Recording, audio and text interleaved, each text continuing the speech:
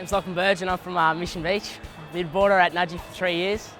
Boarding is pretty good, you know, we just play with all the boys in the oval and stuff like that, and you know, you just spend every day together and you're just like brothers, and it's probably what I like most about Nudgee as well. One of them is the community which boarding has, which is if you ever need help, someone's always there to help you. The opportunities boarding gives you, which day boys don't get. It helps with my education, mainly the opportunities and community around.